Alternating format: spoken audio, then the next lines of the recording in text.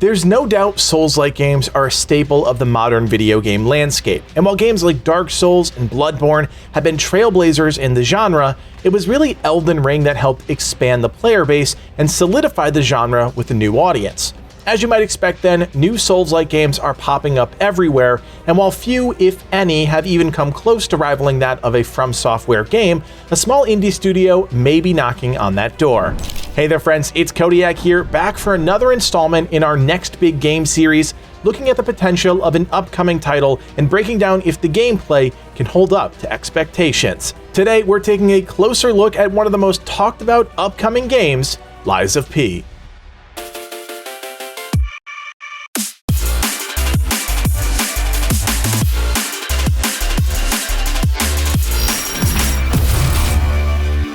Innovation in the gaming space is pretty challenging nowadays. Not only are there more studios than ever before creating new games, but a lot more of the landscape has been explored since the Frontier days back in the 90s and 2000s. In the grand scheme of things, Souls-like games haven't been around for that long, but now, more than ever, companies are trying to capture the magic that From Software first tapped into back in 2009 with Demon's Souls and continues to tap into even today. Fast forward to now, and that formula has almost been perfected. In a year that featured Elden Ring, a slam dunk in our opinion to win Game of the Year, it's hard to imagine any other game living up to or even exceeding that bar of excellence, but it wouldn't be the gaming industry if someone didn't at least try. Enter Lies of P, and if you can get past the pretty terrible name, I think you'll start to realize what a lot of folks have, that this game has potential. The premise is still a bit vague, but let's see if I can capture it in a few sentences. You play as Pinocchio, that's the P for you, dropped in the 19th century inspired city of Krat. You wake up and set off on an adventure to find Mr. Geppetto. It's about as vague gets, but if you're someone that's familiar with the story, it might be enough to intrigue you. Krat is experiencing some sort of city-ending plague, and mechanoids have taken over from the looks of things pretty much every corner as far as the eye can see.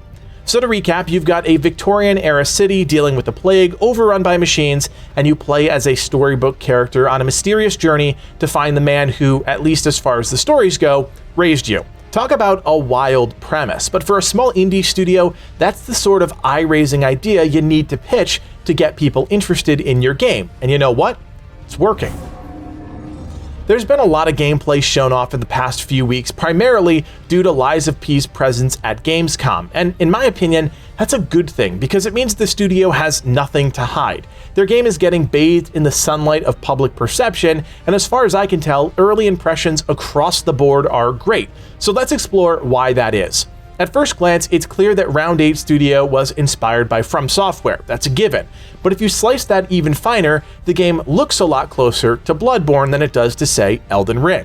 The backdrop of a Victorian-era city, the muted colors, the idea of plague and pestilence, it's a bit of a parallel. The game's combat, which is often a major sticking point for games trying to create a Souls-like, take a more measured approach than Bloodborne, but that doesn't mean it's bad or that they're unwilling to try new things. In fact, the game has a number of unique systems we'll talk about shortly that I think will help Lies of P stand apart. Before we get there though, I think it's important to point out that most people that have gone hands-on with the game, specifically at the public showcase in Germany, have said the movement is familiar and the combat tight. Those are great indicators that the developers have managed to find the sweet spot with arguably the game's most important two systems. I do want to point out though that we are taking a small step back in the movement department. Elden Ring showcased how and why jumping should be in Souls games moving forward, but with that comes a lot more development time as you now have to reconsider pretty much every aspect of your game to accommodate that system change. Not something an indie studio most likely has the budget for.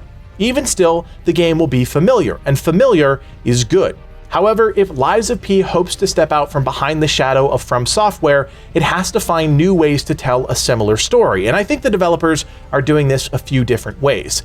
First is the game's storybook premise. We've already talked about this, so no need to break it down further, as there's not much more to say at this point, except that the wild concept allows the developers to create a much different palette of enemies.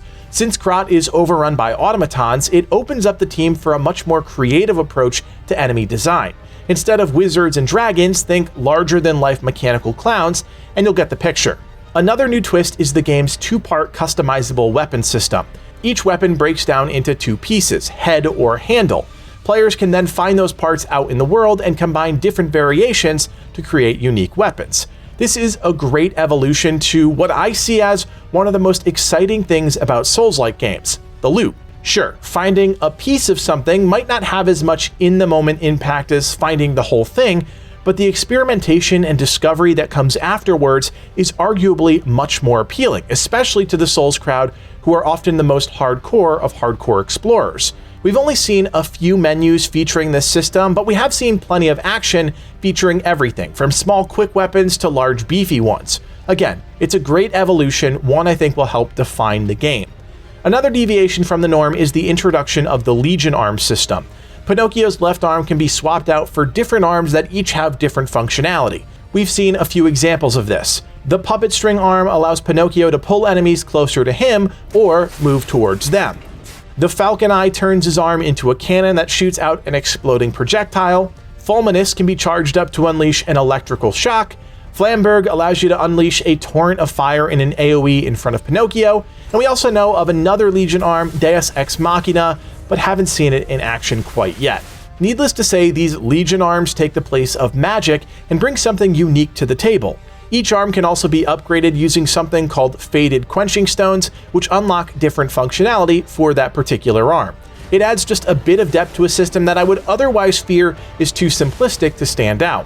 The last true differentiator in Lies of P, at least as far as we can tell at this point, is lying. Obviously, this is a clear tie into the source material, but the developers have said that your decision to lie or tell the truth has a direct correlation to how a quest or encounter will play out. We've seen this sort of black and white dialogue option just once, but it's an intriguing idea. I've talked about this before with other games, but developers that offer choice rarely manage to make it meaningful. Not to say other Souls games haven't done this, but as it directly relates to the main story, this is a fresh idea that may pay off dividends when you think about replayability and a unique experience for the individual player. I'm still not sold on this one, but that's only because at this point the idea is still shrouded in secrecy. I've said it before and I'll say it again, Round 8 Studio isn't hiding their game, which is a telltale sign that they're confident in the experience that they're building. Whether the demos at Gamescom were just a vertical slice, that is a small section of the game, or not, it's still a great first showing for a studio with no track record of success and a lot to prove. Things like the moment-to-moment gameplay are going to be essential to get right, but you can't forget about the boss fights either. The best Souls games are built on a solid foundation of systems, but without fantastic boss encounters, you'll lose a huge chunk of the appeal. Luckily, from what we've seen, Lies of P has those fights in spades, and as we've touched upon before, the setting gives the developers a lot of freedom to experiment. I worry that things will become a little one-note, but based on the gameplay that's been released, there are plenty of interesting encounters that not only look engaging, but also seem to strike that perfect balance when it comes to challenge. As far as the story is concerned, I think this is going to play a backseat to the actual action. You can only expect so much from a small indie studio, and while I think tapping into a fable is a brilliant strategy, in my gut, I think this won't be too deep of a story. I could be wrong, and I hope I am, because we've already seen parallels to characters like Antonio the Carpenter and Jiminy Cricket, but how deep they actually go with these characters is still a question. Nevertheless, if you like Souls games, and if word on the street is to be believed, which I think it is, all the pieces are there to indicate that Lies of P could be the real deal and the next big game within the Souls-like genre. This is a game we'll be keeping a close eye on as it's yet to establish a firm release date, but consider it very much on our radar. As always, thanks for stopping by the channel and supporting another video. If you guys like this series and you want more videos just like it in your feed, do me a solid, hit that thumbs up, and consider subscribing. Livid and I have been covering some of the year's biggest games and will continue to do so well into the future, so keep it here if you want to stay up to date with everything going on in the world of gaming. I also want to let you know that our 2022 Leave a Legacy charity event is set for Saturday, October 22nd. For a second year in a row, we've partnered with Connecticut Children's to help bring the joy of video games to kids at the hospital. Mark your calendars, set a reminder, and be sure to join us on Discord to stay up to date on everything regarding our upcoming event. That link, of course, is below. My name is Kodiak, and from everyone here at Legacy Gaming, thanks for watching, and play on.